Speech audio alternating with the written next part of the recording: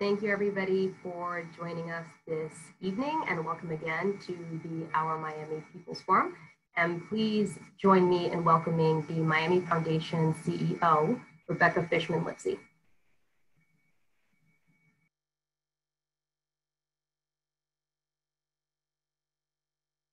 To get this party started, I hope everyone is safe and socially distanced. My name is Rebecca Fishman-Lipsey. I'm the president and CEO of the Miami Foundation, and I want to welcome you all to Our Miami, the People's Forum, focused on County Commission for District 7. Tonight is happening because of 12 nonprofit partners who collaborated with us to produce this evening, as well as our friends at the Miami Herald. And I want to thank our board and our staff at the foundation for making tonight possible. The truth is, local elections really matter. So many of the quality of life issues that matter most to us here in Miami are decided by our mayors and our commissioners. And these forums are our way of making sure that locals know their options and make an informed choice when you go to the ballot box.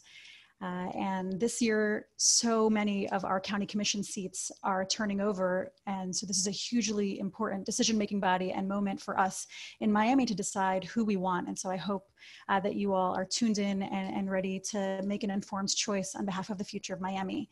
And on that note, I want to make sure that everyone tuning in is aware that Florida primaries are on August 18th. And so you have 4 days left to register, so get it done. And while we're on the note of getting it done, if you are tuning in, I know that means that you care about the future of Miami. And if you have not yet filled out your census, please open up another browser and complete your census while we kick off tonight's forum. And with that, I am excited to pass it over to our partner and friend, tonight's moderator, Rick Hirsch from the Miami Herald. Thank you.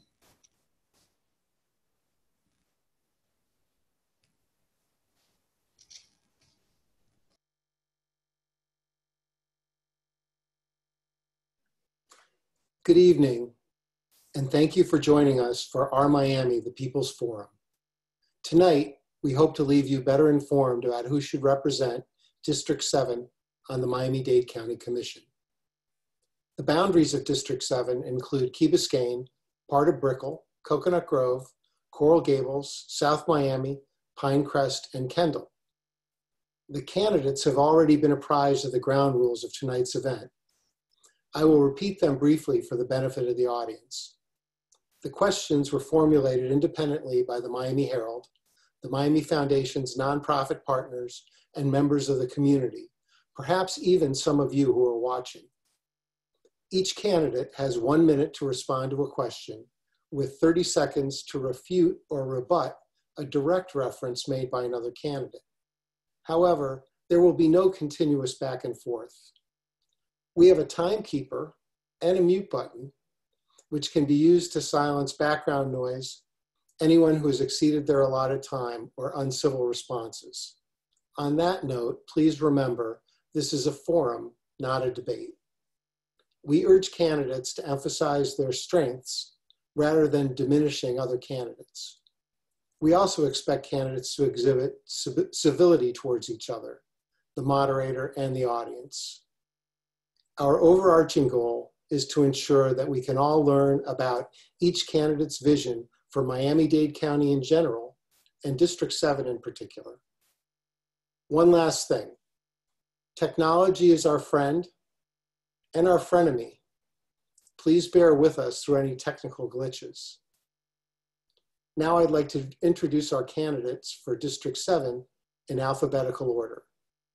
They are Cindy Lerner, a lawyer, former state representative, and the former mayor of Pinecrest.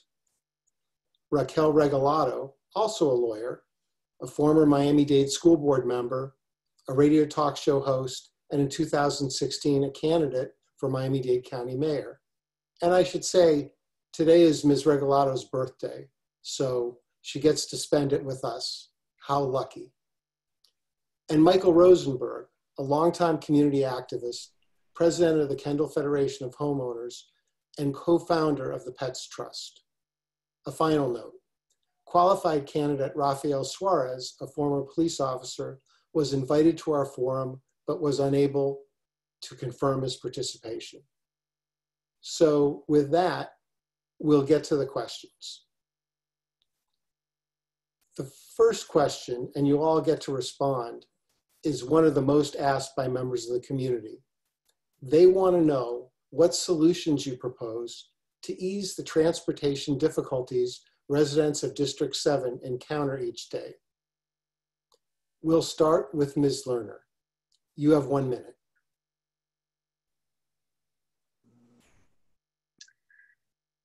So I would say prior to the pandemic, the challenges of traffic gridlock were the #1 complaint that residents had while I was campaigning.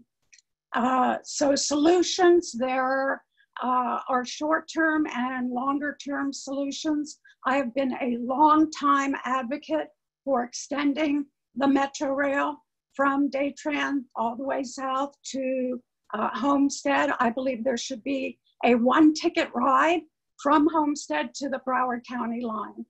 We worked really hard in South Dade in 2018 to try to advance the expansion of Metro Rail as the preferred mode before the TPO. Mayor Jimenez had other ideas in mind. So once he is termed out, there is a new mayor and a new commission, I do believe, where there will be another opportunity to use the surtax as it was intended to be used. Thank you, Ms. Lerner. Ms. Regalado? First of all, thank you very much for the opportunity. It's a pleasure to spend my birthday with you. On transit, I think that we do have to have a conversation pre-COVID and post-COVID. I think post-COVID, we're going to have an opportunity to access federal infrastructure money that has been tied up for a while. When I ran in 2016, I had a transit plan. As part of that transit plan, one of the things that I talked about was that Miami-Dade County had not applied for federal funding in over 5 years. They finally did that in 2017 and are now receiving some of those funds. What I think we're going to be able to do is really pair up the federal money that we're going to get for affordable and workforce housing with the limited transit funds that we have and increase the ridership, which has always been our challenge. So for those of you who remember the 26th campaign, I talked about how we needed to focus on ridership, how we need to go across to Broward County and really focus on where we can get those federal funds. And now we have Mario Diaz-Balart in the Infrastructure Committee in Congress, the County and EPA loan. Try to keep to a minute. So thank you. Mr. Rosenberg?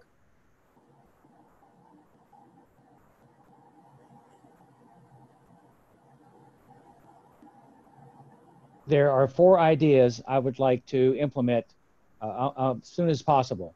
The first one is, and simple, is talk to people that own shopping centers, and I've already done this, and allow cars and people that are carpool driving solo to work to go into those shopping centers, go to a designated parking lot, and get in the car and carpool together.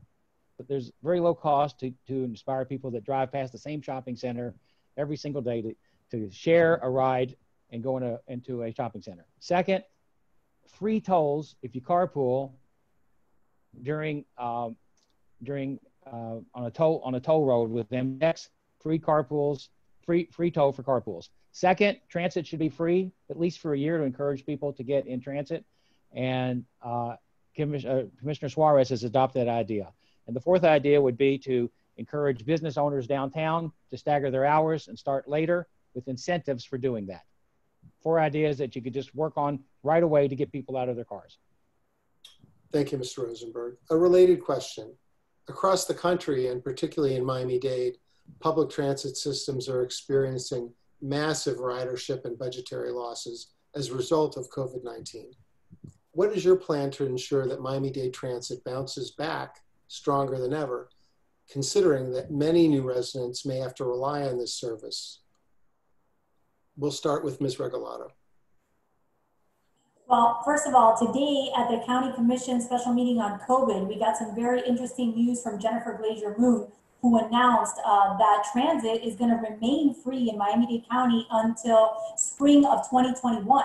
So the idea of free transit that Javier Suarez has been talking about for a while actually happened because of COVID. So in Miami-Dade County, we do have a reduction in ridership because of COVID, but we're also using some of the CARES Act money to provide access to transit. And we have to rethink transit so that it can comply with the social distancing requirements. Now, that being said, I think that right now we have to look at housing and transit hubs. The county has been talking about it for a long time. I live down the street from the 37th Avenue and the 27th Avenue Metro Rail Station. We've been waiting for those for 10 years, and they're finally going to be built. And there's people of my generation that would be more than happy to live in those locations and not to drive. And I can tell you, as the parent of two teenagers that have zero interest in driving and in getting a car, we really have an opportunity. When I was at the school board, when we had the budget cuts with Rick Scott back in 11, I redid our transit system, sold buses, bought new buses, and put over 200 children on Metro Rail. So there's an entire generation that's interested in transit, and we just have to give them an opportunity and work with the municipalities and the school district to provide access and to provide workability. I did it at the city with the trolleys and the school board, and we could definitely do it at the county. Thank you. Ms. Lerner? I'm sorry, Mr. Rosenberg? Could you repeat the question one more time, please? And by the way, I'm getting some text to say you're not seeing my picture. Is that, I guess you see it, a right? picture. Okay, perfect, okay. The question was, in the wake of COVID and the massive ridership and budgetary losses, what's your plan to ensure that Miami-Dade Transit bounces back stronger when things begin to return to something more normal? Well, first of all, we have hundreds of millions of dollars that was given to transit to keep it going, so that's good. And then the most important part, whether it's COVID or non-COVID, is to encourage people to take transit. Otherwise, it's not going to survive no matter what we do. So from my experience of riding buses to learn what it's like, I think that what we need to do is show commercials of young people on buses and professionals taking the buses and using mass transit, so people will realize that it's a possible option. And I think that if we don't have a great marketing campaign to encourage people to get out of their cars, transit is always going to be a loss, like it is almost every other place in the country. So it's an education program to encourage and push people to get out of their cars and start using the bus and transit system. It's our only hope to make it profitable. Thank you. Ms. Lerner? So the transit system has been starved for the last probably 5 or 6 years, with the resulting reduction in ridership. Bus lines have been eliminated, or they've been converted to jitneys that aren't even ADA compliant. You can look on any social media platform and you can see daily the complaints from inadequate maintenance of the buses and the stations and timing of the routes. Luckily, the Transit Alliance was given the opportunity to take the outmoded, outdated transit system and reconfigure it. It hasn't been done in 30 years. They've been going all over the county, getting input to address both coverage and ridership. And I think they're building a lot of faith and expectation. The only thing that was missing was that they were told by the county that they had to revise the plan without any additional funds. And they can't give the kind of coverage that's going to be necessary for the front end workers that are reliant on transit. So they need a little bit more funding to build up the ridership. Thank you. One more question on transportation and transit that's related. One of the biggest debates involving transportation in Miami-Dade County is over the so-called rapid transit bus system to Deep South Dade. Some transit advocates still believe expanding Metro Rail along the busway is the best alternative. What do you think? And for this, we'll start with Mr. Rosenberg. Well, I believe we should leave a legacy to our grandchildren so that when they look back one day, they will be pleased that we left them a very good transit system. So I don't think we should shortchange what we're doing right now and put in bus systems, particularly in that South Dade area. And I think we should fight for rail. We should find the money for rail. And I think we should just do it right from the beginning. And if you look back 30 years and you can see what's happened in the last 30 years, this generation's not happy with what's happened. So I think we should learn from that and make the next generation be proud that we've connected and have rail where we can put it as many places as we can put it. Okay, thank you. Ms. Lerner?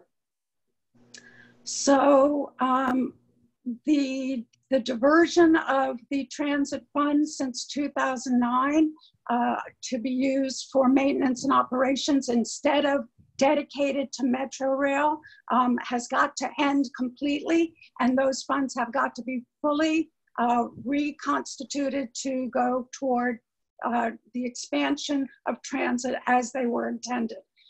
Myself and 4 other mayors from South Dade, the 3 Southern County Commissioners, Representative McGee, we were a unified front, and we worked really hard to try to convince the TPO in 2018 to choose the expansion of Metro Rail, and it didn't happen then. What was missing from the formula, what I will strongly advocate for, is enticing the private sector to come in and build with P3 partnerships, transit-oriented development, just like Daytran was built, that you would put in affordable housing. It's been upzoned. It's got the transportation incentive taxing capability and the desperately needed affordable housing component. Revenue from that could also be factored back in for operations. So a P3 is the answer. Okay, thank you. Many of the questions we've received come with something related to COVID-19 baked into them. I get to answer that question. Sorry. Oh, I'm sorry. It's okay. Please go ahead. I'm sorry. Don't take it personally. I'm a middle child, so no worries, no worries. So listen, I think it's so important that we put a caveat here, because when I did my transit plan in 16 and talked about going to Broward, because that's where the bulk of the ridership is, I can tell you in terms of even Miami-Dade County school employees, that's the bulk of where they come from to use transit. We always talked about extending Metro Rail down south. The question was how to pay for it, which is why earlier I said you have to do it with housing, because you have to get a generation of riders to really do it. And obviously a P3, you can do it if it makes money. But like you mentioned earlier, the problem with transit is that it usually doesn't make money. So it's difficult to entice a P3. But there are going to be developers that are going to want to do the housing part so the county can do the transit part. Now, that being said, it's really important for people to consider how workforce is going to change now with COVID. There are more people are going to be working from home. So Transit Alliance did an amazing audit. They did amazing work. But I think now we kind of have to hit refresh on that as we determine how things have changed, and then take Metro Rail to where the majority of the riders are. And then once that works, then we go down south. But who knows? In today's world, down south may be where the majority of the riders are. So we have to redo that audit and see where people are at. Very good, thank you. As I started to say before, a lot of the questions we received come with some sort of COVID component attached to them. I'm going to pose one to each of you. I'm going to start with Ms. Lerner. Because of the pandemic, many residents are relying on public parks for exercise, fresh air, and seeing people while keeping social distancing. What plans do you have for increasing access to public parks in the district? So I have made the enhancement of our public parks one of my priority platforms. If you go around the district and you look at the municipal parks, they have been updated, they have new playgrounds, they have all kinds of exercise equipment. And then you go over to our beloved county parks that have been there for decades, and they're neglected, they're sad, they need the update that is warranted and is expected by our families to get the quality of life that they need. So we need to allocate in the budget for fully funding the improvement of the parks and make it happen as part of the, whether it's capital improvements, short-term, long-term, we've got to invest in improving our parks. Thank you. Our next question is for Ms. Regalado. During the shutdown and now during the slowdown and perhaps another shutdown from the pandemic, there's been a tangible benefit to the environment as so many people have stayed home under guidelines. How do you maintain those benefits and build on them as the community begins to emerge from this crisis? Well, I think the pandemic has really changed a lot of mindsets. People are, staying home. They're actually building better communities with their neighbors. We're seeing a lot more people connecting on Nextdoor and talking about neighborhood issues because they're just home all the time.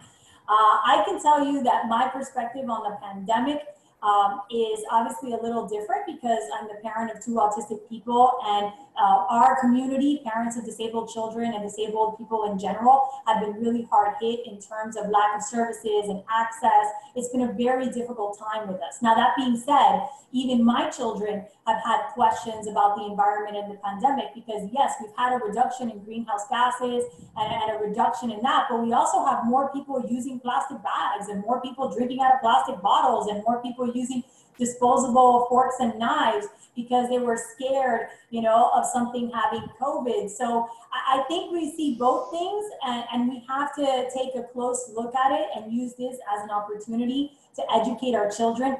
I am from the recycling generation. I am a child of the 70s and I taught my parents to recycle the same way that the children from the 80s taught their parents to recycle. And my 74-year-old father passed a bond. How many 74-year-old Cuban men do you know that are obsessed with the environment? So I'm very proud of his legacy. But I gotta say, when it comes to the environment and District 7, my #1 priority is getting rid of septic tanks. I've been talking about septic tanks since 2014 and the impact that they have on our environment. We need to meet with Ocean Outfall. We're in violation of the federal consent decree. And if we do that, we can get money from Tallahassee to go septic to sewer. And that impacts our drinking water and our quality of life in a way that I hope I can educate more people about in the future. Thank you. And now, Mr. Rosenberg, a question for you. Even before COVID, affordable housing was an issue in our community. Now it may be a crisis as people fall behind in rent or mortgage payments and may face eviction. What do you propose to do to address that in the context of the disruption caused by COVID-19? Well, when it comes to affordable housing, I have an expert that I rely on for information. Her name is Amy Lord, and from the Miami Homes for All. And we've been going over their report that they've been studying for 2 years to come up with answers in normal times. That report was created for normal times. And the challenges that are in that report for normal times are humongous. So now, how do you solve it when you have COVID and people can't pay their rent? The only answer is money.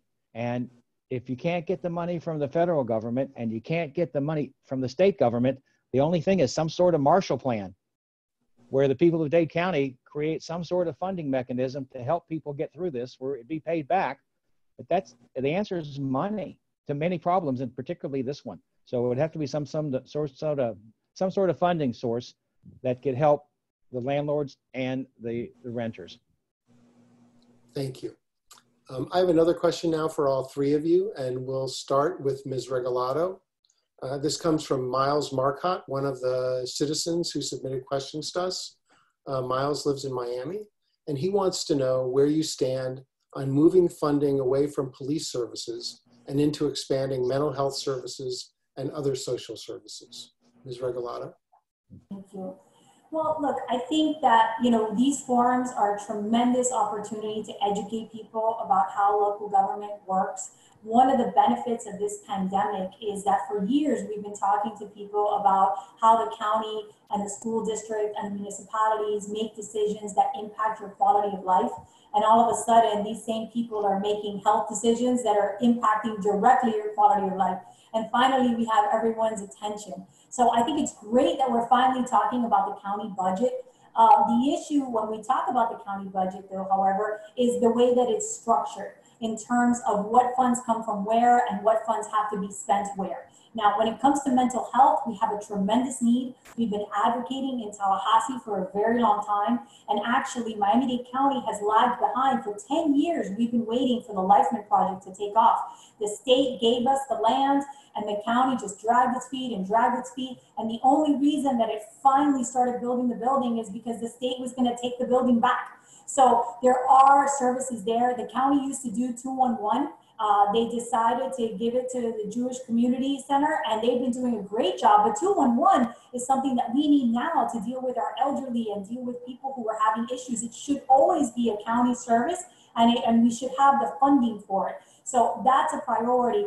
I don't think that it's about taking money from one pot and another. The money that goes to the police, some of it is federal money that cannot be taken from there. There are money from the general fund, but the bulk of that is salary. And the reality is that they have a lot of needs when it comes to their cars and different things that the police need and need to have funded. So it's not about taking from this and going to that, but I think it's great that people are now involved in the budgetary process.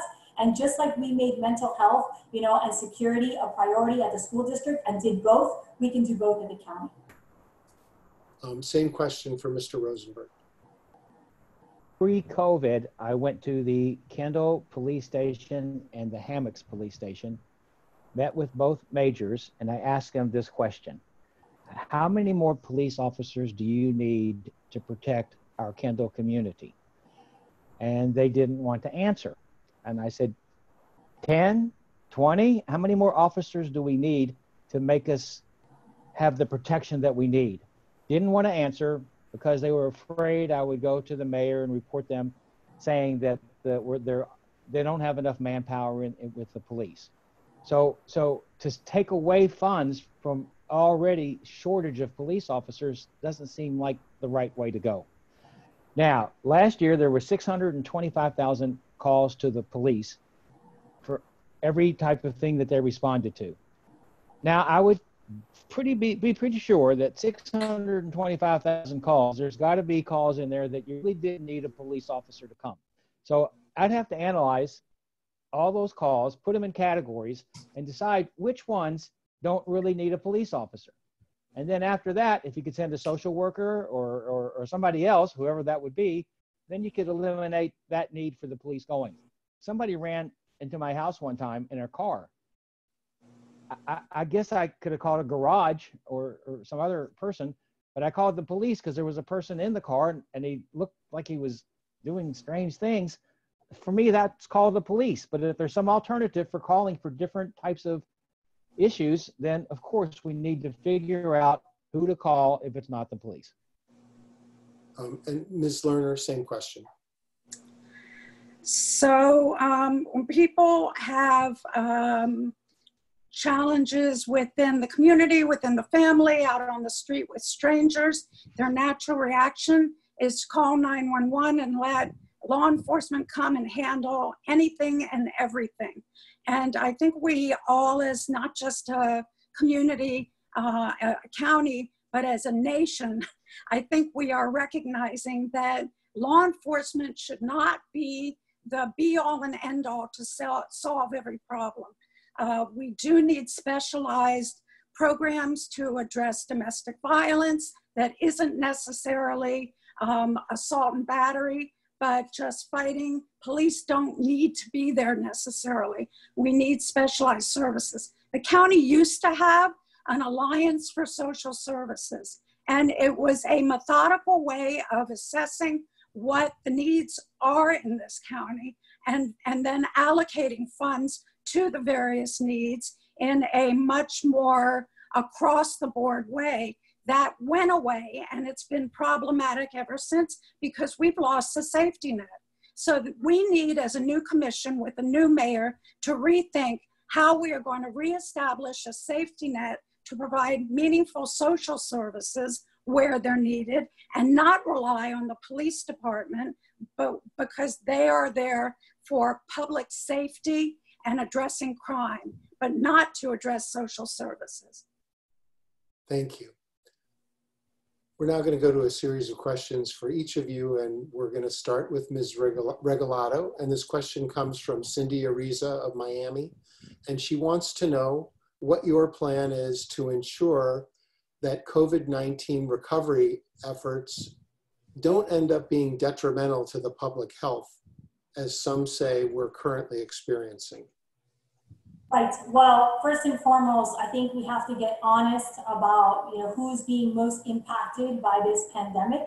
For those of you that are watching that are parents of school-age children like myself, most of us waited until the last minute yesterday to fill out that survey because we were listening to the school board meeting to get more details. And unfortunately, the decisions being made by the school board depend on the decisions being made by the county as to the phases.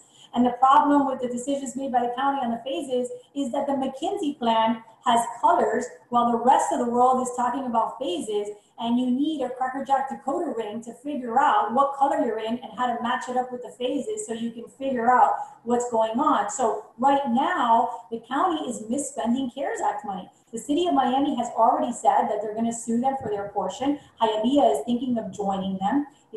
They're spending money on giving people access to loans for small businesses, and that's great. But at the same time, by executive order, Carlos Jimenez is shutting down businesses with less than 48 hours. I'm a small business owner. No small business owner is going to take out a loan knowing that the county can shut you down in 48 hours. We have bills to pay. We have employees. We have to pay electricity. We have to pay rent, right? So these are all things that we're going to consider. So you have a county commission on one hand doing one thing with this money and a county mayor doing something completely different. So first things first, we got to focus on testing. Our biggest issue is testing. The testing is a disaster. We cannot get our tests in time. They cannot give us information on why these tests take so long. People now are taking 3 to 4 days to even get an appointment for a test. And it does have a socioeconomic impact because those of us who have healthcare and can't pay can go to a private hospital and have a result in 24 hours. While people who work at nursing homes who are required by the state of Florida to take this exam every 2 weeks have to wait 4 days to then get a test.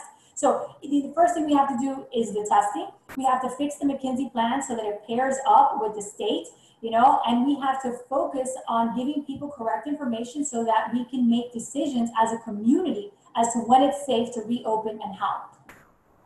Thank you. Our next question is from Mr. Rosenberg. Rachel Cardeo wants to know what if you would support a City of Miami proposal to expand the Omni CRA to West Coconut Grove. In a similar vein, Wilfred Fernandez of Coral Gables asked, what's your plan to preserve the community and culture of the West Grove while supporting thoughtful economic development? Mr. Rosenberg.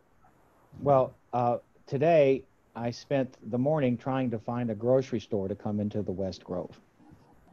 It's apparently a food desert. And so that is one of my, that's actually the number one thing on my platform is to try to find a grocery store that will come there. So the other part about the West Grove that makes it difficult is I met with 3 ministers there, and they were showing me houses that were being purchased at unbelievable prices. And it makes it hard for the owners of those homes to turn the deals down. And that changes the nature, it's gentrification, but it changes the neighborhood. So if we want to preserve places like the West Grove, there's no law against somebody offering an outrageous amount of money to buy a house. And so what happens is somebody sells the house, pays off their mortgage, and then can move to the middle of the state, buy another house, and they're home free. I don't know how you're gonna stop that. So that I can't answer you. But in regard to trying to find a grocery store, that's a big goal for me to try to get that in there. Thank you. Ms. Lerner, the next question is for you. Monica Inguanzo of Miami has a question about incorporation. Will you support areas in unincorporated Miami-Dade to incorporate into their own municipalities? Oh, that's an easy one. I was the 3rd mayor of Pinecrest. We were still a bright and shiny new municipality, just 12 years old.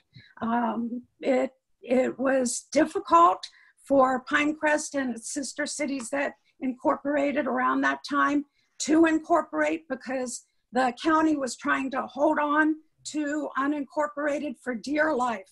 They did not want to lose the revenue coming in from UMSA properties. I am a firm believer in enabling those communities where the majority want to be able to incorporate to do so.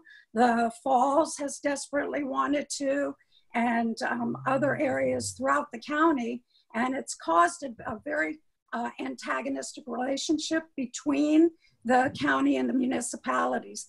As a former president of the Miami-Dade League of Cities, we convened an annexation incorporation task force to try to address those problems and come up with a master plan for the county that those areas that wanted to either annex or incorporate would be able to do so. And I hope to be able to continue moving that forward. Thank you. And let me ask the same question of Ms. Regalado. Regarding incorporation? Yes. Listen, in the city of Miami, we really dealt more with annexation, and I think that that's the bigger conversation right now. I don't think that there's a lot of areas that want to incorporate. There's areas that want to annex, like Little Gables, that we're considering becoming part of either Core Gables or the city of Miami, because they have an incorporated donut, right? And that conversation, I think, has been stifled by the moratorium that the county passed for several years. I think that people have the right to vote where they want to be part of, but obviously we have to consider the zoning and the impact that adding them to a particular city will have, because in the cases of annexation, there usually is a large difference in terms of what is and what is not compliant and how long they have to become compliant. That being said, the main issue created at Miami-Dade County, all over the county, for incorporation and annexation has been the poor services that Miami-Dade County provides. Because the only reason that citizens even think about leaving UMSA to go to a city, you know they're going to pay more taxes. They just want better services. And sadly, under Carlos Jimenez's administration, they've seen a reduction in services and an increase in fees. I'll give you an example. I live in the city of Miami. I get big trash pickup every week. If you live in unincorporated Miami-Dade, they pick up your trash twice a year, and now it doesn't even roll over. If you don't use it, you lose it. And it's a serious issue when we have hurricanes and we ask people to do the right thing and to trim their trees and to be safe because they can't get their garbage picked up. So I think the true issue underlying the very antagonistic conversation between the municipalities and the county, an antagonistic relationship that I hope to end, is really a conversation about services. Because I've met with those residents and their complaints about the county have to do with services. And I'm going to ask Mr. Rosenberg, I think you are the only candidate among the three who actually lives in the unincorporated area. Yes. Well, I'd like to put my 2 cents in, but the problem is I don't know if it's 2 cents or 6 cents. And that's the problem with that people don't understand, is how much more it will cost them or not cost them to go from an incorporated area to a corporated area. The one, and as informed as I am on so many different issues, if I had to write a document right now, the advantages or disadvantages, I could do it, but I don't know at the end of the day which way I would go. But I do know that of the 34 cities that we have that have incorporated, none of them have written to the county and said, we want to go back. We want to give up our city. I haven't seen that happen. So that kind of tells you there must be some sort of positive attribute to being a city. But at the end of the day, it's all about the people in the community. And if they organize and educate in such a fashion that can convince people that certain borders need to become a new city, I would support it 100%. I would go by what the will of the people is in the community. In Kendall, we have a lot of unincorporated areas, and I don't see anybody driving at the moment to try to make that happen. Thank you. Okay, here's another one for all of you. Before COVID-19, experts estimated that about 250,000 households in Miami-Dade were at risk of falling into poverty or even homelessness. Those households were housing cost burdened and earning less than $35,000 a year. As a result of the pandemic, many are without employment and are unable to pay rent or mortgages. What will you do to prioritize housing affordability for these households? And we'll start with Ms. Lerner. So one of the major impacts for, of course, the housing cost burden, but even other sectors of Miami-Dade County is the loss of the tourism industry that we have used for decades as our major economic engine. We need to start looking at expanding other industries and other job opportunities, enhancing the ability to start up small businesses and provide mom and pop grants, things like that for smaller micro enterprises and lending for those kind of enterprises. One thing, if we didn't learn anything else from the pandemic, was the critical importance of our agricultural economy in Miami-Dade County that has been treated as a stepchild for years. When I was in the legislature, I sought to be on the agricultural committee because I wanted to understand better how we fit into that big picture. And that's what I realized. We don't respect that industry, and so the state didn't. And we know now we need to be able to be self-reliant in crises like this. So we need to expand and enhance and invest job opportunities and self-reliance through the agriculture industry.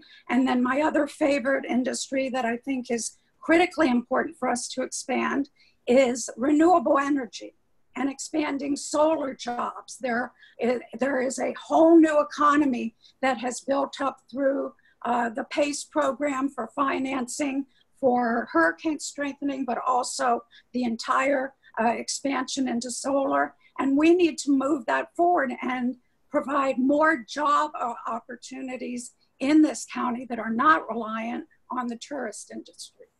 Thank you. Ms. Regalado, and the question was focused on affordability of housing. I know there's a much broader picture of that, but Ms. Regalado, you're next. So really quick, I ran for a position on the Miami-Dade County School Board in 2010 when my daughter was diagnosed with autism. And in the Miami Herald, a year later, I revealed that. And a few weeks later, my son was diagnosed with autism. I made the difficult decision to leave the school district in 2016 and run for a position at the county because of the issues with affordable housing and lack of vocational training. People with disabilities have no opportunities after 22, and my children are in that group of adults who just cannot be part of the workforce. And that's the work that I want to do at the county. And my children and their friends are also the ones who are going to make less than $45,000 and who right now do not have access to federal housing because disability is defined as physical and not neurological. And we actually have more neurodivergent people with disabilities than we have people with physical disabilities, which is why we need advocates that live this life, not just are told about it, to go to the county and to go to Washington and to change those definitions. Now, this is a generational issue and a tremendous opportunity to redo our economy. Like we were talking about before, we have the opportunity to create transit hubs and to do workforce and to do affordable housing where people don't have to have a car. Because the reality is that having a car is a huge expense in Miami-Dade County. And if you don't need a car, then you can use your money better. Now, who does this impact? This pandemic has impacted people with disabilities, working women, and lower income families more than anyone else. For those of us that are professionals, we took our laptops home and we turned on our Zoom, and that's why a lot of people are not talking about the state of Florida's reopening plan is 154 pages, 32 of which have to do with vocational training and how we need to prepare people for this new economy, which includes technology. There's an entire generation of people who cannot use this technology, and we're going to have a reshaping of our workforce, and I want to be part of that. So you have to put the transit together with the affordable and the workforce housing. And the last thing I want to say, one thing that we're going to have a huge problem with in Miami-Dade County because of Jackson Health System is we're going to have to provide housing for our nurses. We're going to have a problem keeping nurses and retaining nurses, and they're going to need workforce housing. Okay, Mr. Rosenberg. When you ask a question like that and expect an answer in a minute or two, you're basically going to get a long stream of words, and then when you get to the conclusion, you really don't know what it is that's been said that gives you the answer to the question that you asked. So I don't like to just say a bunch of sentences that don't come to a conclusion. So for a situation that you described with affordable housing, that is such a difficult question, again, I would refer to Annie Lord, Miami Homes for All, who did a 2-year report to come up with the answers to your question. So what I would do is I would invite Miss Lord and 10 of her associates that have put that report together into my office, and we would sit down, and then I would ask your question, and if they rambled and scrambled and jumble mumbled, I would get them back to where at the end of the meeting we had 5 to 10 issues and list of things that we could accomplish. So then if you ask me the question, I would tell you these are the 10 things we're going to do. But just to answer this right now and just throw out a bunch of words, it's not my style. Okay, thank you. The Coconut Grove Playhouse is an historic icon in District 7. It's been shuttered for 14 years. The county's plan to restore it calls for preservation of the front section, demolition of its auditorium, and construction of a smaller 300-seat theater in the back. It also includes building a parking garage that would help fund the Playhouse renovation and theater operations. The plan is currently tied up in a court fight between the county and the city of Miami. What do you think the future of the Playhouse should be? Let's start with Ms. Regalado. Well, I served on the board of the Adrian R. Center and on the executive board of the Adrian R. Center for several years, and we actually wanted to make a bid for the Playhouse. As the school board member for the area, I sat on the Playhouse committee that refused to meet before they gave the land over to the state of Florida, and have been critical of the way that they handled this specific historic property. I don't just talk about historic properties. I was a school board member that did Miami High, that did Shenandoah Elementary, our oldest buildings in the area, and really took time, Cora Gables, K8 also, to make sure that we preserve those buildings, because I'm a native Miamian.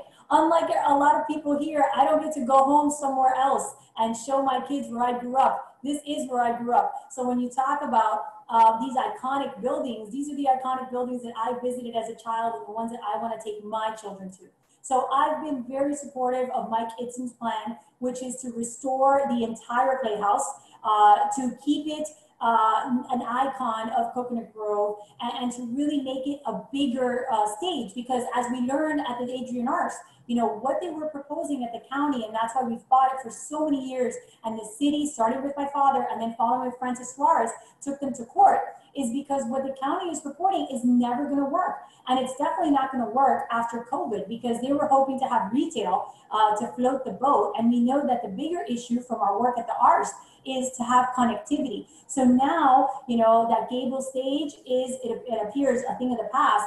I think we have the ability to restructure this and possibly put it under an ARS or put it under another umbrella so that we can have a better working Playhouse. My commitment is to restore it to its original glory, and we need to do it as soon as possible. I'm a real estate and construction attorney, and we're very concerned about, you know, the fact that it hasn't been touched and it can actually fall down on itself any minute now.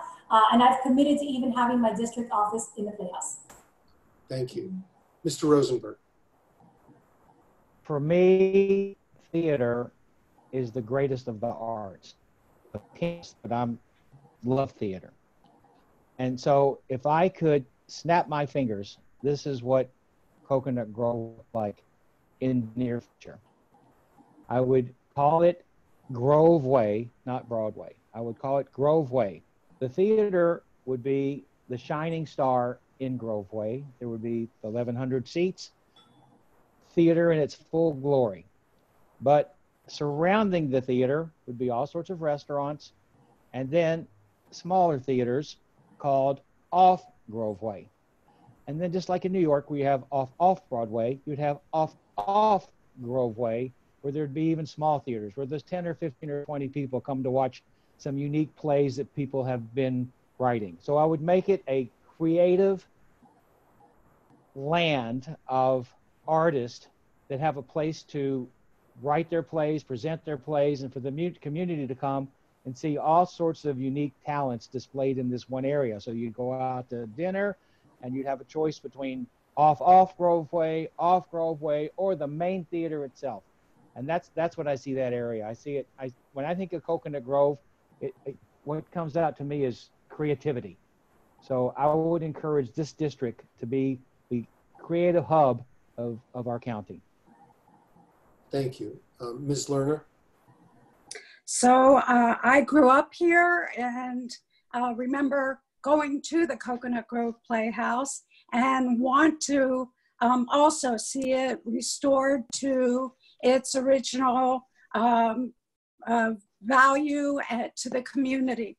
I never agreed with the plan that Mayor Jimenez had for it. It was offensive that he would knock down the majority of it and just leave a facade. So I've been fully supportive, along with the entire Grove community has pretty much been working to find a way between the battle between the city and the county. They're the Friends of the Grove Playhouse, and there are others who've been trying to raise the funds. I believe once Mayor Jimenez leaves office, the opportunity, of course, the decision by the courts has to be in our favor to be able to preserve it. I believe that will happen, and that there is enough of a commitment in the community to assist with raising the funds. The city of Miami had made a commitment to invest in the Playhouse, as had the county, and additional fundraising will have to be made. But I do believe that the entire facility needs to be utilized so that we can attract the kind of talent that we would want to see in a playhouse that'll be as beautiful as the restored Playhouse will be. Thank you. Let's talk about Colusa Golf Course. In the southwest part of District 7, Colusa was built some 50 years ago. It was a real estate project that included some very nice homes surrounding the fairways of the golf course. There was a 99-year covenant that ensured that the homes on the golf course would stay just that.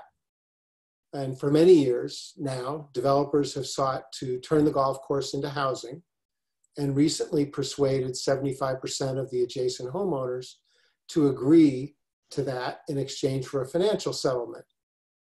But many homeowners in the broader neighborhood still oppose that, and it will ultimately be up to the county to decide if the development happens. I'd like to know what your positions are on this issue, and we'll start with Mr. Rosenberg, and I believe you actually live directly in that area. Yes, this is a very dangerous question for me, because if the developers and the attorneys and the people from Mr. Bacardi are watching, I am not supposed to talk about this issue at all, and the reason is because this you could speak for hours about this, but this started back in 2011, and the community that's on the golf course fought the Mr. Bacardi and the developers for 4 or 5 years. And then all of a sudden we all got sued because Mr. Bacardi believed the covenant was faulty, that it was not a legal document. So we decided to get together as a group rather than having to answer 150 lawsuits. we got together as a group and created something called the Colusa Trust. And when we signed up to join the Colusa Trust, it was for one reason: stop the destruction of the golf course and keep the covenant. That was the original intention. When most people signed up, that's what they signed up for. But after that, Mr. Bacardi and the landlord and the developers took us to court. And it cost hundreds of thousands of dollars because Mr. Bacardi was saying the covenant is void. It's not legal. We had to fight that. And in the lower court, we lost. The lower court has ruled that the covenant is not a legal document. And we appealed that decision. And we won in the higher court, but it cost a ton of money. And so after that, Mr. Bacardi and his group decided to go to court again on the second count. And if he didn't win that, on the third count, hundreds of thousands of dollars every time. So the people that were the chair people of the Colusa Trust, I'm just a homeowner there. I wasn't actively on that board. Decided to negotiate. They negotiated over a 2-year period, and at the end of that 2-year period, the people that live on the golf course voted whether to accept that deal or not. They needed to get 75%, and they claim that they did, and the public records show that they did. So if the question to me is, do I want the golf course to come back somehow? There's nothing there now. Do I want the covenant to be kept?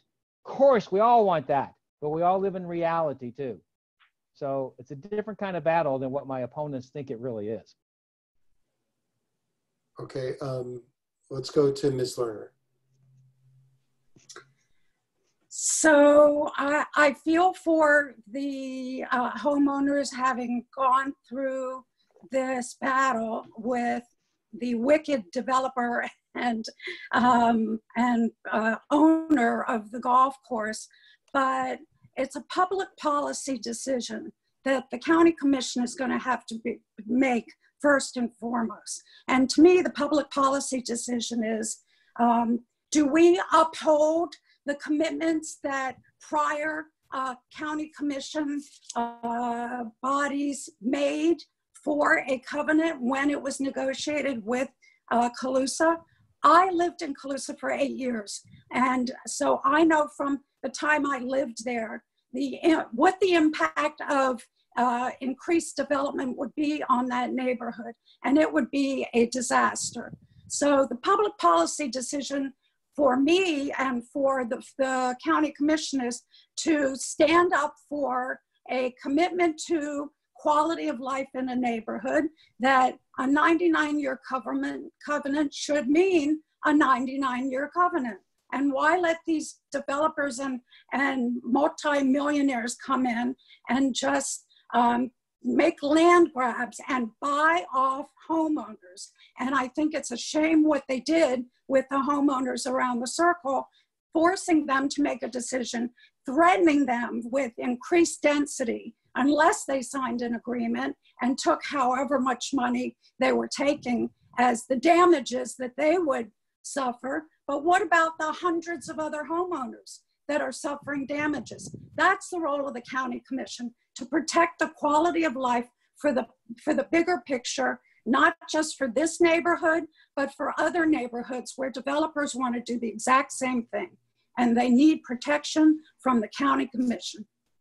Thank you. Could I just add one sentence, please? Actually, no. Okay. Okay.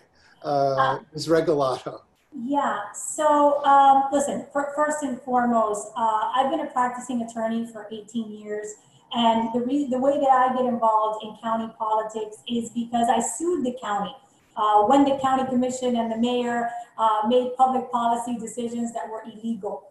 So I think we have to be very careful, because one thing that I've always been very clear about is people need to understand that when the county commissioners make a mistake and they go to court and it's found to be illegal, as in the case when I sued on Skyrise and they had to return the money, who pays the price are the residents of Miami-Dade County, who pays the attorney's fees, who who paid my attorney's fees, who has to pay for all that is the residents of Miami-Dade County. So it's very easy for a body to say, oh, we're going to do the right thing, but then they end up in court and they didn't do the right thing. So the two of them were kind of alluding to what's happened here. But number one, I think everyone that's a non-attorney should know that a covenant is a contract. It's a legal agreement. And a settlement is a contract. It's a legal agreement. And the state of Florida says that if it is negotiated at arm's length, it is not collusion and it is not corruption, right? So that's just the reality of contract law. So it's kind of irresponsible to say that people were strong-armed unless you have proof of that, and then you should take it to court. This is actually in litigation. Now, that being said, the sitting county commission told this developer, you need to do X, Y, and Z in order to undo this covenant. And that's part of what we're going to deal with, because we have to decide, are we going to bear the legal burden in undoing that decision? And I think that's a legal decision, and we don't know what the Colusa Trust has agreed to. We have no idea what terms they have, and the decision that we're going to make has to do with that contract, with that covenant, with that agreement that they came to, and then also with the density and the traffic, because this is really about density and traffic. And that's the part where we have to be super vigilant and listen to all the neighbors. We all love green space. Everybody loves green space, but this is not public green space. This green space belongs to someone, and they have two contracts, a covenant and a legal agreement. And all we can do is wait for more information, because honestly, we just know what the neighbors tell us. The Colusa Trust can't tell us. So we don't know what they've agreed to, and we have to wait to be sitting in the commission and be told by our attorneys behind closed doors what the deal is, so that we can make a decision. And I look forward to that public hearing so we can flesh this out and do right by the community, because nobody wants density and nobody wants traffic congestion, but we have to abide by the law and be careful not to put the residents of Miami-Dade County in jeopardy. Let's move to some questions involving the environment. Climate change and sea level rise raise huge issues in South Florida, particularly along the District 7 coastline in places like Key Biscayne, the Brickell corridor, Coconut Grove, all the way down to Chapman Field.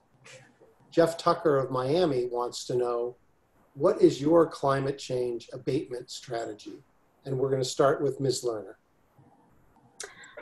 So luckily I started working on this just about after the first year as mayor of Pinecrest. I went to the first Southeast Florida Climate Compact Summit. They meet every year and update the 4 counties. Went to that first summit and understood, as mayor of one of those 4 counties, that was my responsibility to absorb those plans and take Pinecrest and start assessing our vulnerabilities and coming up with a climate plan. And I did that. In 2013, we had a greenhouse gas inventory done in Pinecrest. I think we were the first city in the whole county to conduct a greenhouse gas emissions inventory. I drafted a climate action plan for Pinecrest, and as the president of the League of Cities, I tried to engage all of the other cities and the county in advancing a county-wide assessment and moving the entire county forward. And that's my mission, if elected, is to build the kind of collaboration like they have in Broward County. The Broward County has a department that works with all of the cities. They meet quarterly. They share best practices, bring in speakers, and plan county-wide for how to move forward and protect. So I know the elements. I've done it in Pinecrest. I know that it has to be done county-wide. And if I have to, I'll start with District 7 and show how it can be done, lead by example. We need a vulnerability assessment first, and then prioritize where we are at the most risk and start doing the investments, not only for sea level rise, but for the flooding that we are currently living with. We're having 500-year storms every couple of months. a 500-year storm is supposed to be every 500 years. But the impact of global warming on us is that we are getting much more heavier storms, more aggressive storms, and we need a year-round protection from flooding, first up, and then work at the county level, bring in electric vehicle fleets to reduce our emissions and have a updated inventory. I don't think the county has done a greenhouse gas inventory update in a decade. Thank you. Ms. Regalado, you're next. Well, first, I think, you know, at the city of Miami, we've been actually doing something about sea level rise and have been very progressive for the last 15 years. I think my father did an amazing job of really educating people about climate change. A lot of mayors have committees, but he actually sold the bond, got the pumps, and started working on it. And I'm very proud of that work and want to continue that at the county. One of the things that we have to acknowledge is the great work that has been done by Rebecca Sosa and Irela Barguin and the other members of the Biscayne Bay Task Force, really drilling down as to what's happening to our water. You know, Miami-Dade County and the state of Florida spends millions of dollars on tourism and trying to get tourists here, and then when they get here, our beaches are closed because they have septic. I was talking earlier about my priority, you know, really complying with Ocean Outfall. For those of you who don't know what Ocean Outfall is, the other counties in the state of Florida do not throw wastewater into the ocean. We do, and it comes right back at us. And you just have to talk to the Miami water keepers and talk to these organizations that deal with water quality to see how we are destroying our environment. We're destroying our beaches, we're destroying our coastline. Yes, sea level rise is a huge issue. Yes, we've been dealing with pumps. Yes, we have sea level, wall issues also that we have to deal with, and we have to protect our mangroves, but we also have to get rid of the septic that is a foot above our aquifer, our porous aquifer. So one of the main things that we have to do is get rid of the septic tanks. I live in a house that was built in 1950. The WASA pipes outside my house are 70 years old. I am part of Coconut Grove, our septic system, our water and sewer system. You know, every time that someone connects, another one blows down the street, and we know that we have aging infrastructure, and the county has not addressed it in District 7. This district has the worst connectivity when it comes to water and sewer, and we really have to make getting rid of septic and redoing our infrastructure a priority. We have to do it by complying with Ocean Outfall. Miami-Dade County finally got an EPA loan to start that work. This requirement started in 2003. And the legislature decided to push it to 2010, and now they pushed it to 2025. We need to comply with these federal requirements, which, by the way, everybody that's listening knows that federal water requirements are basically on the floor. So I'll put it in perspective. We don't comply with those, and that should scare everyone. Mr. Rosenberg. When I started the Pets Trust, I didn't even know what a rescue group was. I knew there was a big problem. Regarding the environment in Dade County, it's a big problem. So what I would do is I would bring together, just as I did with the Pets Trust, I'd bring together all the experts in the area of the environmental issues that we have in Dade County. And I would start with endless questions, just as I did with the Pets Trust, and I would have them define what it is actually that we need. What do we need to do? Then I would assign cost to all of those answers that I had. We need to build this, do this, and find out how much it costs to do it. And at that point, we, the community, have to decide how we want to handle the answers to those questions. With the Pets Trust, 500,000 people agreed to raise their property taxes $20 a home, average property tax. So I would want to know how much it's going to cost to do all these things. Is it $50 billion? Is there really a viable answer that we can give us something to work on? Or is it just words and words and endless words and words, and the takeaways, we didn't solve anything? Again, I don't operate that way. I would invite Laura Reynolds and her group in and start giving me answers and assign the cost and decide how we're going to tackle those issues one by one by one. Real answers, and fundable through either the community or national government or state government, but real answers. So we've talked a little bit about septic tanks, Ms. Regalado has, and one of the questions we got from people interested in this forum and this district is from Cheryl Gold of Coral Gables, who specifically asked about septic tanks and referenced a 2018 county report that projected that by 2030, more than 67,000 of the county's septic tank systems could be compromised. A lot of those are in this district, in older neighborhoods. So how do you accelerate that program? And more importantly, how do you pay for it? And I'll bounce this back to Ms. Regalado on that front. Well, the how do you pay for it part. Of course. So one of the myths that's been promulgated, in our community is that there is no state money for this. And there is state money for this. There are several counties that are getting septic to sewer money.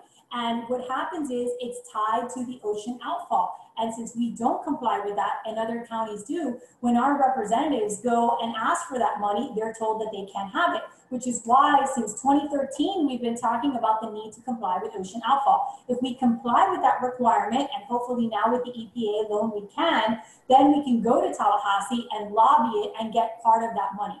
Unfortunately, what the county has done in the past is make it the homeowner's burden and say, you know what, you have to pay for connectivity. Whether it's 30,000 or 27,000, that's usually the ticket on these things. If you want to be connected to our water and sewer, this is what you want to do. In parts of this district, they tried to have a bond, in Pinecrest in particular, and the residents said no. And you know what? They're right to say no, because this is a county service and they're going to be paying for the water, and we have to find a way to do it that makes sense for everyone and really give people a solution other than bear your own burden, right? Because people simply can't do it in this environment, and they don't want to make that investment because they don't see the septic tank as that big of an issue until they have to sell and it becomes an issue, and then they start asking about it. But that being said, right now what the county is considering is special taxing districts. I don't think that's a solution either, because what it does is it carves out different people. I think that we have to go back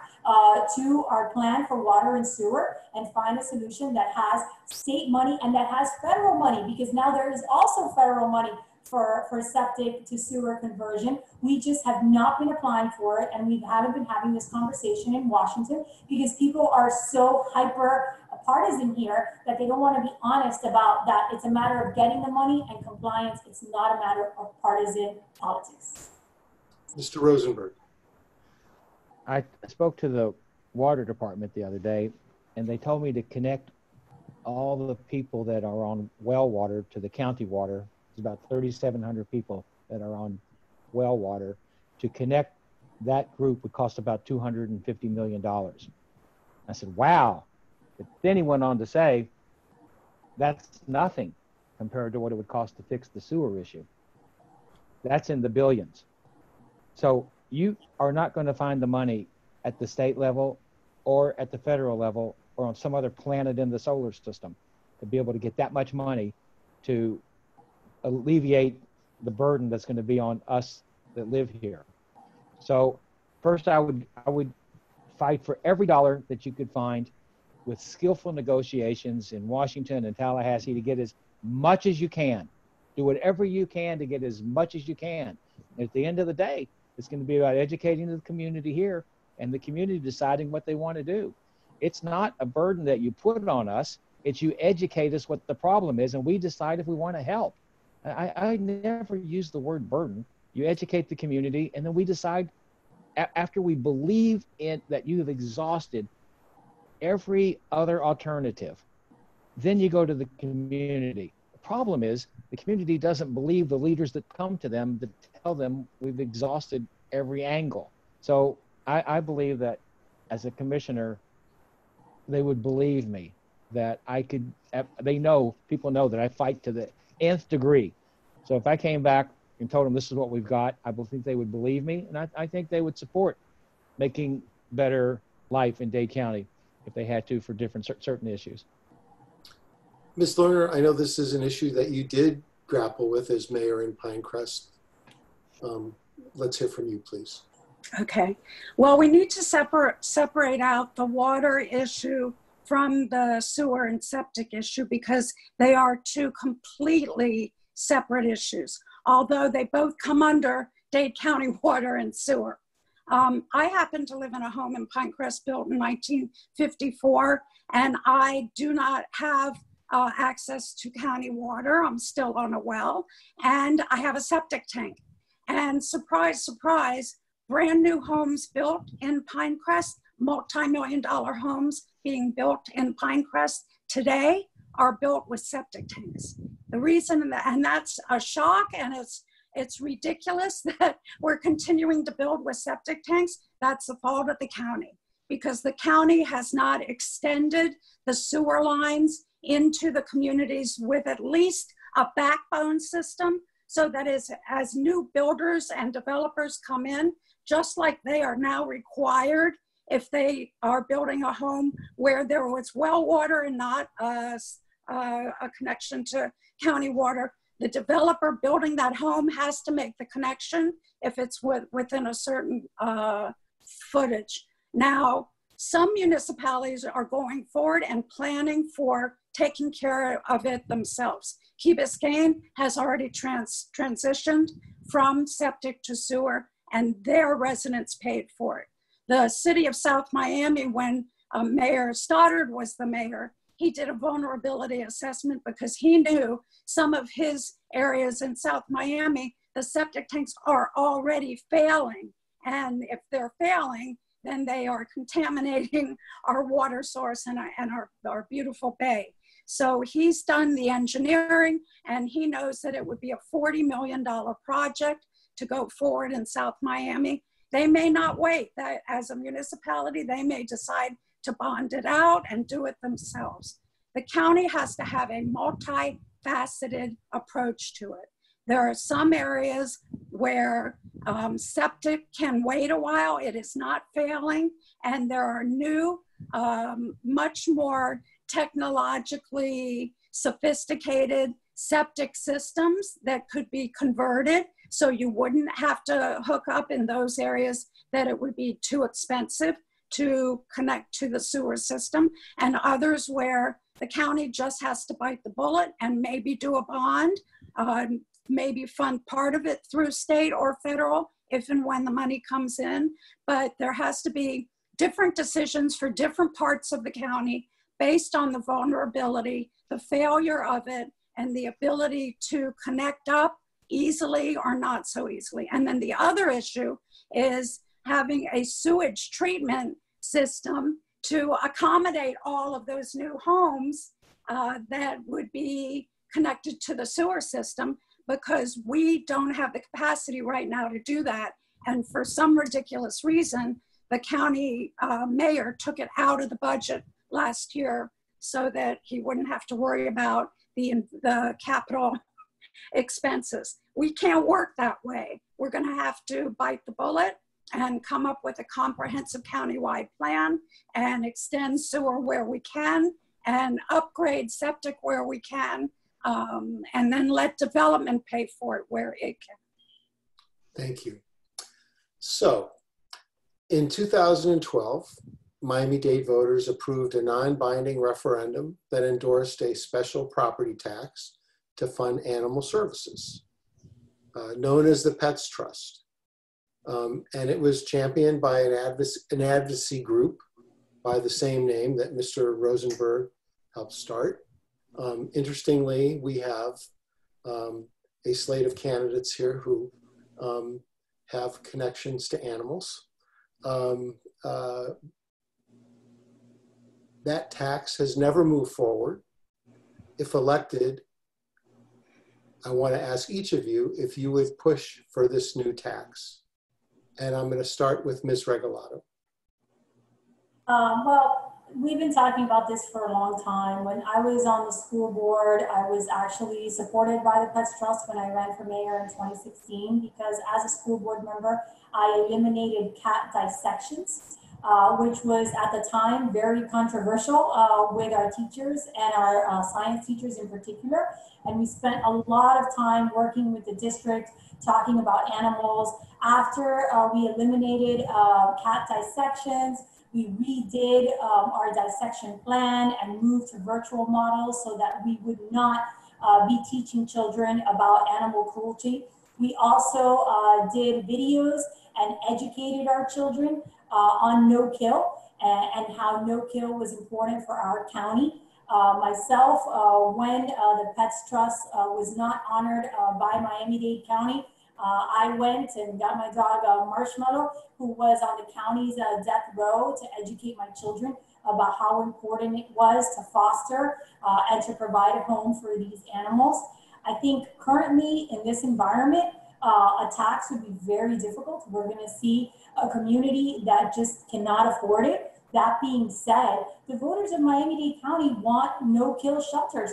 And we've been talking about eliminating kill shelters for a very long time, and also dealing with the cat problem, which we don't really talk about, because the county for a very, very long time would not accept cats. They have the cat sanctuary in Westchester that's a disaster. We have the dogs in South Dade that are also an issue, and really they've tried to fix it with the new center, but they haven't solved the underlying issue that voters wanted, which was stop killing animals. So I think we start there and we move forward, but I think it would be very difficult in this economy to have any sort of tax, because we're going to have a county government that's going to have a huge deficit. We're getting near the end here, and I'm going to try to get in a couple more questions. Ms. Lerner. So I think the county has made significant progress ever since the Pets Trust vote took place.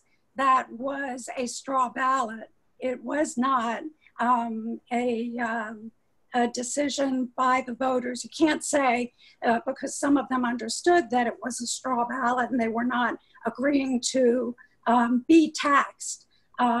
So I think that the county has made significant progress since then. They have significantly reduced the need to euthanize. They've worked with the pet rescues. They have significantly expanded spay and neuter programs. My husband happens to be a veterinarian and president of the Miami Veterinary Foundation. So they have been reaching out to all of the veterinary clinics to also take subsidies to expand the capacity to do spay and neuters. The problem the county has is that they haven't done a good enough job of educating the public about how critically important it is to spay and neuter, especially their dogs. So they need a public service announcement and a campaign to encourage people to do more spay and neutering. That is the best way to reduce pet overpopulation. So no, I would not be in favor of a tax. The county has a new shelter and has allocated a lot more dollars, and they're doing a much better job. Mr. Rosenberg. In 2010, the budget for the animal shelter was about $10 million a year, and approximately 30,000 animals were coming into the shelter, almost 100 a day. 10 years later, the budget for the animal shelter is $30 million, almost $30 million. And there's still almost 100 animals coming in every day. So it went from 10 million to almost 30 million, and it's the same amount of animals that are coming in. That is not a solved problem. And to make it worse, animals are turned away. Philip Stoddard found an animal. He brought it in. He was turned away. Robert Asensio, state representative, found an animal. He went there to turn it in. He was turned away.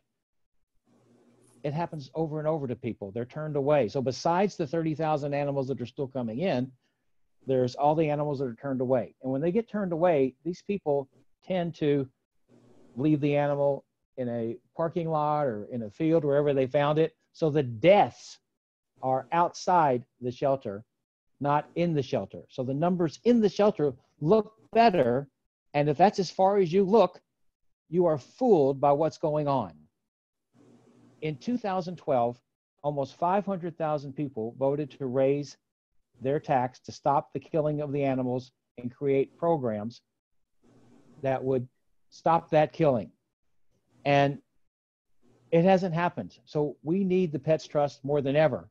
It turns out that the tax now, instead of $20, there's so much more property, the tax would be about $11 or $12 a year. We can afford that, and we can afford to help solve the animal problem. I see you're saying wind it up. I'm going to say, we're going to take that as a yes. It's a yes, and can I say one last thing? I have to say one last thing. There is a program for the vets to do spay and neuter. That program is out of money. It's been out of money for a while. And when it is funded, it's just a small amount of money. It does not help the problem. Your answer is yes, I support democracy always. Okay. We're going to move on to closing remarks. For our closing statements, each of you will have 90 seconds. We're going to hold you to it. And we're going to do this in reverse order of how we started. So we're going to start with Mr. Rosenberg. Everything about me is helping other people. That's all I've done as a community activist in the last 12 years. I have my company, I have a business, but I take great joy in helping others. In fact, during this Zoom meeting, I have 4 texts that popped in of people that need help for different things. And examples are, in the past, Winston Park needed help because AT&T was putting fiber optic lines in their front yard, and the hammocks called because the airplanes were flying too close to their house. I get called for every type of thing you can imagine, but I'm limited as a citizen for what I can do. So as a commissioner, the sky opens up. I can help people as I've never been able to do before. In fact, my slogan is help me, help you. And what that means is, if you can help me get elected, I can help you solve all sorts of problems. And I'm very hands-on. I go to see the problem. I feel the empathy that people have when they have issues. So in having me as a commissioner, not only will that happen, but I ask more questions than any person you've ever met in the world. So when people come in front of the commission, you're going to see examples of getting the facts more than you've ever seen in your life. So I'm looking forward to being on the commission and show people that good government with new people can work. Thank you, Mr. Rosenberg. Ms. Regalado.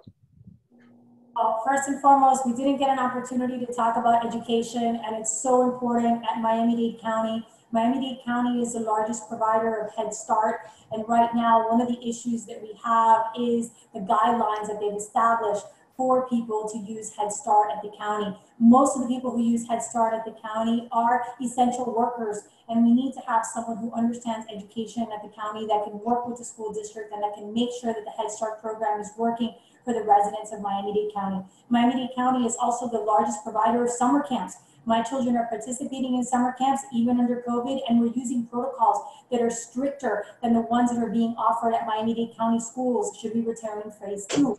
We also haven't talked about adults and children with disabilities. I'm very honest about how my advocacy was started not by my father and my family, but by becoming a parent of 2 autistic children. And I want to go to the county to do that work, to represent all the adults with disabilities in Miami-Dade County who do not have opportunities after 22 years of age. It is important for us to provide them with services. Right now, in the middle of a pandemic, it's those with disabilities that have been hardest hit, and they do not have an advocate at the Miami-Dade County Commission. So today I asked you guys to look at my track record. When the VAB needed to be restructured because they owed Miami-Dade County Schools $56 million, I did it in a year and a half. When Skyrise was done, it was illegal. I took them to court and got the money back. Time after time, even I sued BP and got $11 million for our teachers so that we can pay them. I have the support of the people that I have because of the work that I've done in 2 terms at the school board, and I want to be an advocate for adults, children with disabilities, and the residents of District 7 in Miami-Dade County. Thank you. And Ms. Lerner. So local, municipal, and county government is where the rubber meets the road. It's where residents expect their quality of life issues to be addressed with policies and investments that they can count on. I've done that for 8 years as mayor of Pinecrest. I worked at the local level with the Miami-Dade League of Cities. I was president, and I was part of the National League of Cities in the Energy, Environment, and Natural Resources Committee, where I chaired that committee. So I know best practices, I've applied them, and I am ready to move the county forward. It has been in paralysis for the last decade, and it is time for action. I've got the endorsement of now up to 25 local, current and former local elected officials, and many unions and other organizations, because they know what I've done. They trust the experience, and that I will be ready on day one to advocate for the residents in District 7 and countywide. Thank you. And for the Miami Herald and the Miami Foundation and its partner organizations, I want to thank all of you for participating in this forum, and for our audience and for our audience for watching and listening. The stream of this conversation will be available for people who missed it on miamiherald.com, the miamifoundation.org, and votemiami.org. So if you have friends in District 7 who want to be better informed, let them know. They may have missed it live, but they can pick it up later. Thank you and good night. Thank you. Good night. Thank you. It's a pleasure to spend my birthday with you guys. Good night.